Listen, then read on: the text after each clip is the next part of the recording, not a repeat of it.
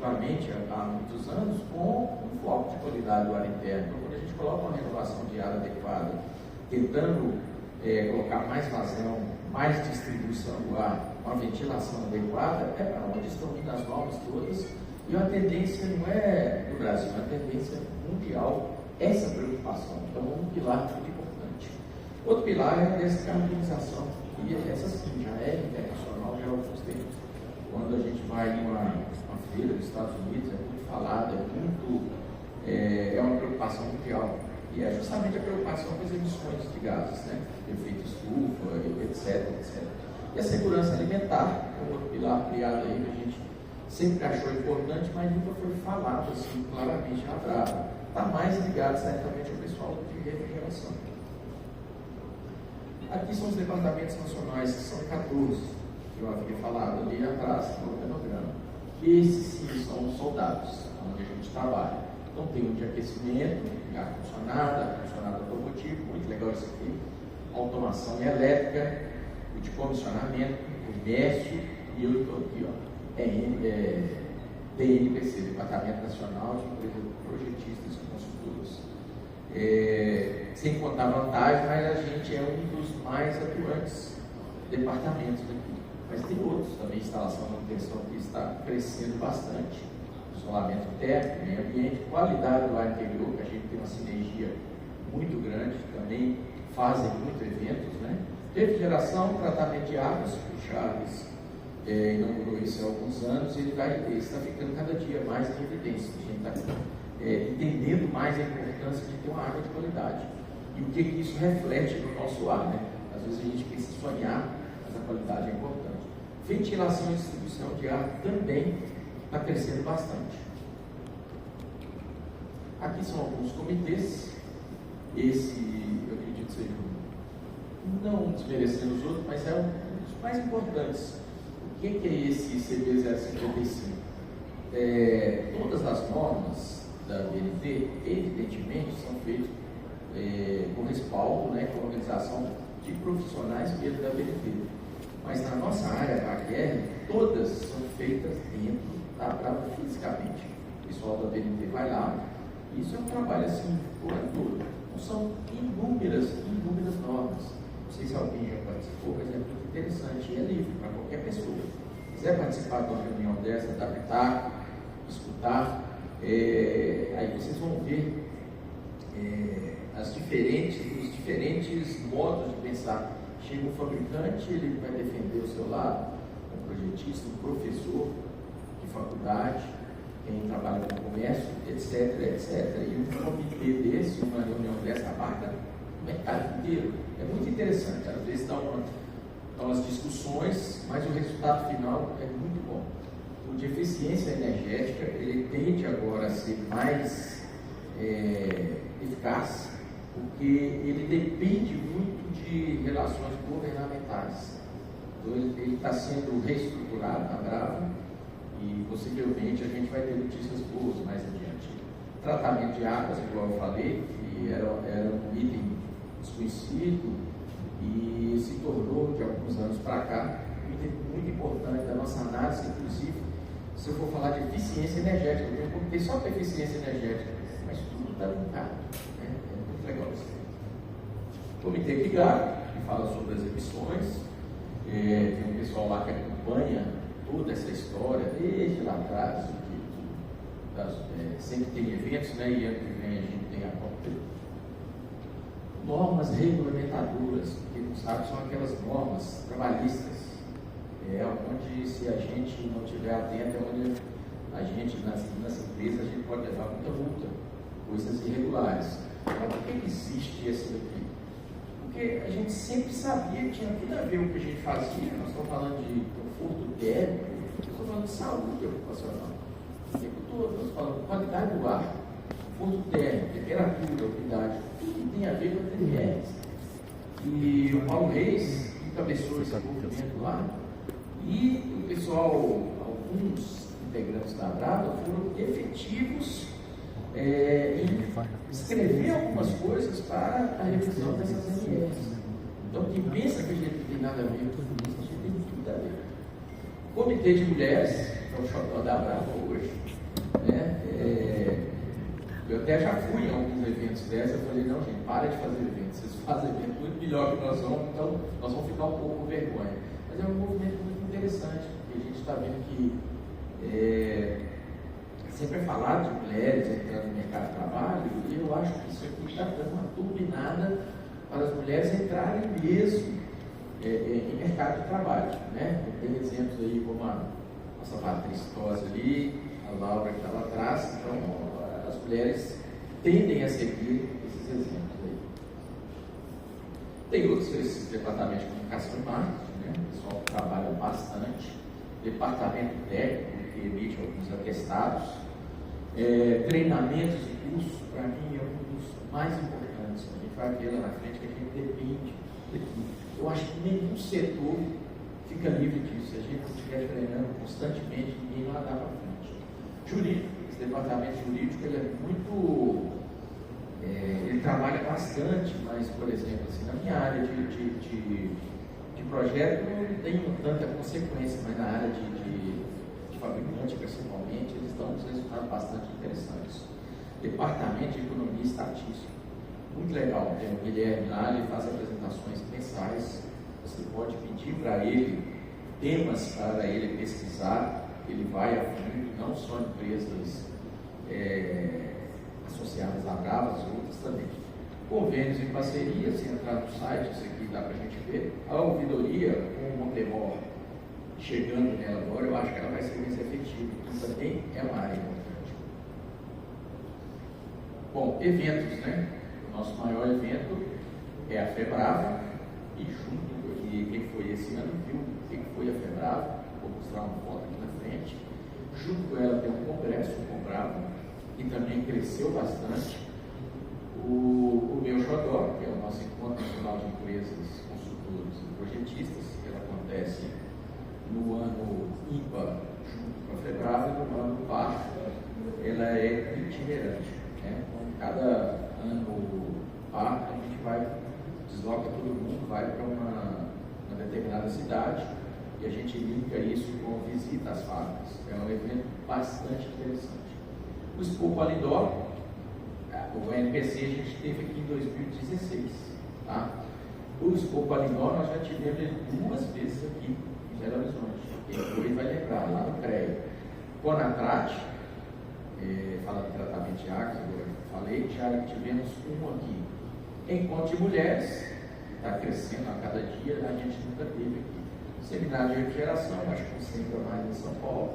Comissionamento, todo ano tem, e sempre é lá em São Paulo. A noite do Pimbim, que é um baile no fim do ano, muito legal. E várias palestras, webinars, conferências, etc, etc. Então, olha só, trazer um pouco dos números fresquinhos. O público da FEBRAVA, esse ano, foi 35 pessoas. Eu tive a curiosidade de perguntar, vem cá, vocês contam lá, igual nós contamos aqui na Independência, quando eu vou no Jogo da América, eu passo lá, eles contam 5. Eu passo uma vez, passo 2, passo 3. Ele falou, não, aqui é 35 mil pessoas que foram. Não conta ela se ela foi no primeiro dia, no segundo dia já não conta ela mais. Isso é interessante, porque às vezes esse grupo pode ser camuflado. Então é muito significativo. Combrava 564 inscritos e quase 600 participantes. Eu acho que nunca teve esse grupo. Combrava é onde apresentação de trabalhos. Esse ano eu fiz parte da comissão julgadora, né? É muito interessante, tem muito trabalho legal. O encontro de mulheres, mais de 200 participantes, e o nosso RPC dos projetistas, mais de 300 pessoas estiveram lá. Ou seja, todo o mercado, depois da pandemia, ele reconheceu que precisava, porque teve uma onda, né, do online, das reuniões online, até encontros online. Depois o pessoal percebeu que realmente a gente tem que encontrar ao vivo. Esse aí é o jeito muito mais efetivo. Principais acordos internacionais, né? Tem vários deles aqui, o Basílio que sabe tudo de cor sorteado, mas tem algumas importantes, que essa ASA são associações das ASHRAs, encontram todas as ASHRAs em determinado lugar. Então a Brava também está sempre ligada nessa. A ARI e por aí vai. O ICARA também é muito importante isso aqui. O REVA é uma associação de engenheiros lá da Europa.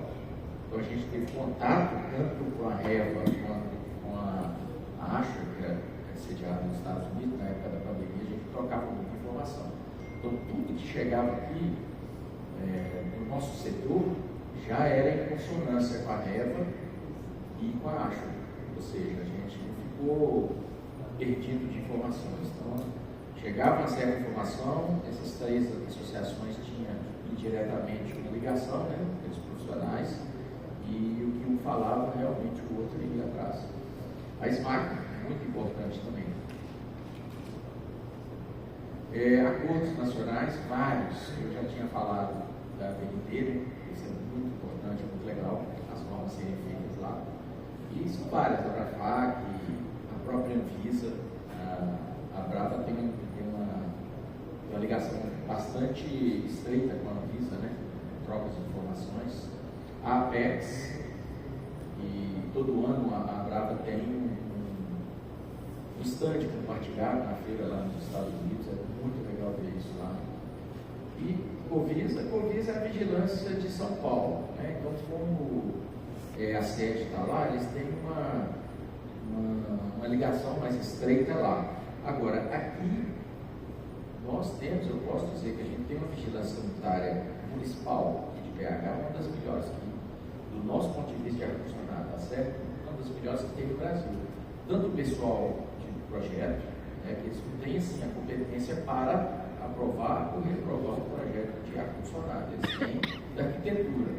Só que a cada dia que passa eles têm mais conhecimento, eles podem falar sobre algum, né? Mas os fiscais, eles podem pedir. Se, por um lado, no projeto eles não conseguem aprovar, mas o próprio fiscal, na hora da instalação, ele pode pedir alguns itens específicos. Isso é bom para todo, isso é bom para todos nós. Acho que todo mundo tem o mesmo pensamento, a gente fazer cada dia sistemas melhores e tudo dentro da norma, nada melhor que a norma. Às vezes ela serve até como um escudo para nós, profissionais desse setor, para não deixar que alguém faça alguma coisa fora de norma. E aí, vários outros acordos nacionais, FATEC, né, tem umas faculdades interessantes, lá, principalmente lá em São Paulo, e deveria estender mais, por exemplo, em Minas, quando eu estive na regional aqui, eu tentei alguns, mas eu acho que a gente tem que continuar. Senai, tem uma escola Senai lá em Temuaqui, que já tem alguns equipamentos foram doados por empresas associadas, e uma muito legal lá em São Paulo, completa, muito bem equipada, e os cursos importantes, né? Eu já até dei uma palestra lá. O que eu falo no Senai? O pessoal já sai da faculdade meio sem saber o que é o mercado. Então vale a pena a gente ir lá e falar. O Senai ainda que nem entrou na faculdade, mas às vezes ele já está no mercado de trabalho, para ele saber o que é o mercado de trabalho, o que precisa ter além daquelas habilidades técnicas. Né? Então vamos lá, então, foram elencados aqui alguns desafios, algumas oportunidades para a gente ir falando. Aqui é um esquema que o próprio Basílio tinha montado, com base no ESG, né? Que leva em conta o meio ambiente, a questão social e a governança. São 3 pilares muito importantes, mas eles têm que ser bem aplicados, né? Isso aí todo mundo vê isso no mundo inteiro, nas principais empresas, exigindo que a gente se adeque ao ESG para poder fornecer algum tipo de serviço para essa empresa. Então, tudo vai girando em torno da qualidade do ar interno. As NR que eu tinha falado lá, elas estão intrinsecamente ligadas. O PMOC que virou lei, todos aqui já sabem. Quando a gente mostra a lei para os clientes, realmente eles ficam meio reticentes em não cumprir aquilo, né? Os processos atualizados de engenharia, novas tecnologias, ninguém tem dúvida que isso influencia em qualquer área. Como é que a nossa qualidade do ar interno ia ficar de fora? E existe um programa, o PNQAI, o Programa Nacional de Qualidade do Ar Interno. O que é isso aí? Juntaram-se várias instituições, encabeçadas principalmente pela Brava, para falar da qualidade do ar interno. Então, no Brasil todo você vai encontrar faculdades, governos estaduais, municipais, federais. Quem se adere a isso é espontâneo, não tem que pagar nada, só vão fazendo reuniões para se falar a mesma linguagem, entendeu? Então, lá mais no final, nós vamos ver que a qualidade do ar interna já virou coisa mundial, isso não tem que vender tudo. Só que agora, o novo nome é qualidade do ar ambiental. Então, o foco não está só em ar-condicionado, isso tem muito significado, e a gente trabalha no projeto, a gente já vê isso sempre, ou seja, a iluminação tem muito a ver com o tipo de iluminação, a própria acústica, que nós estamos aqui na climatização, a ergonomia vai ser o posto de trabalho, tanto no escritório quanto na indústria. Existe posto de trabalho na indústria, às vezes o pessoal pensa, não, lá a pessoa está em pé, está pegando pesado, lá é até mais importante do que o escritório da gente. Tá? Então, tudo vai girar em função da qualidade do ar interno e agora da qualidade do ar ambiental. Oportunidades, o que foi elencado? Mudanças de hábitos comportamentais.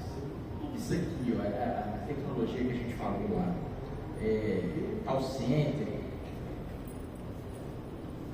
digitalização, cada dia que passa a gente está mais digital, né?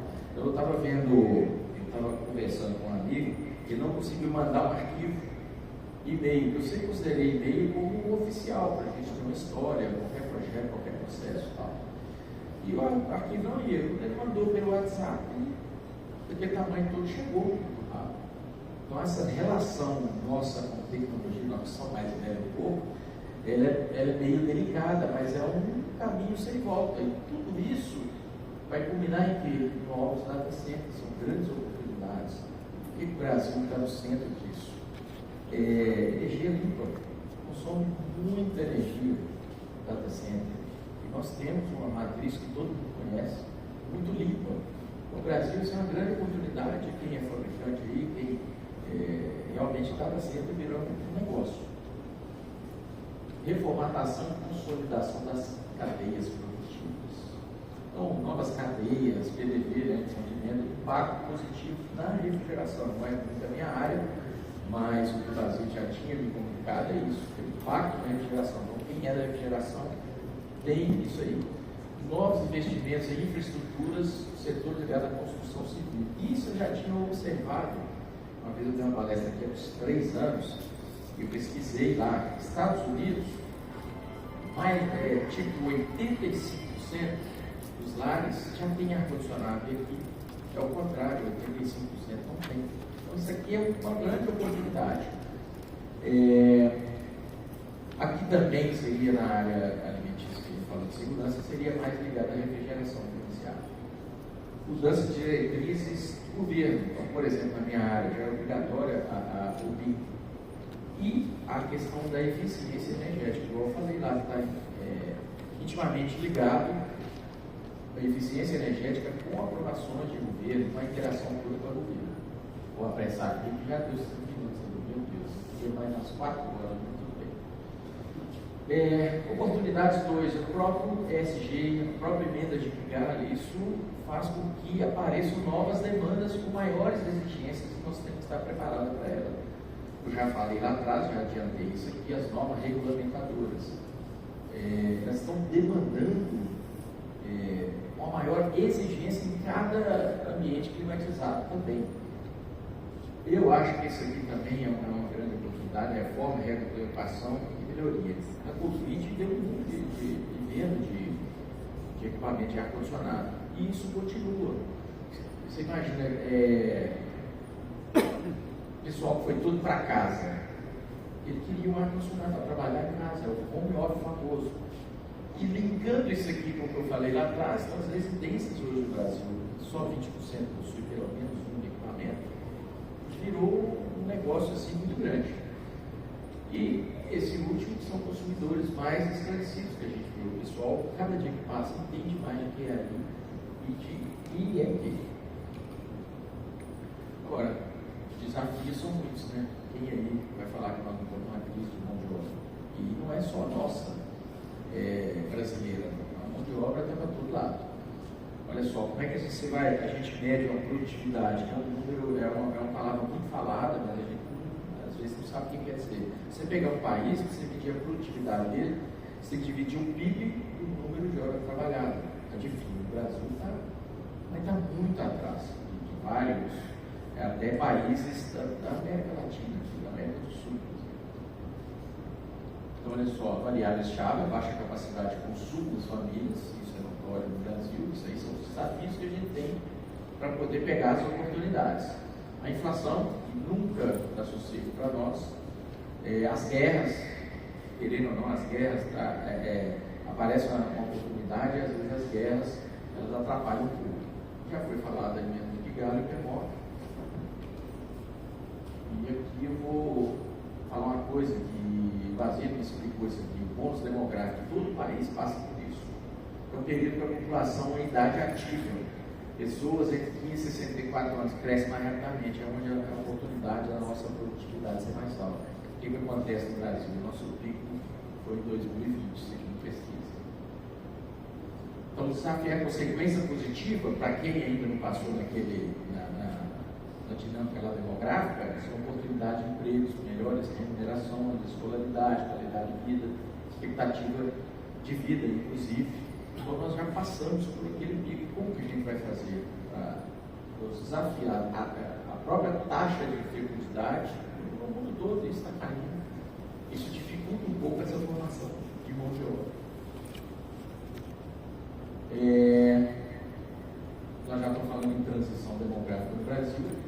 Existe a crescente urbanização do país, a situação da indústria que não é grande aqui.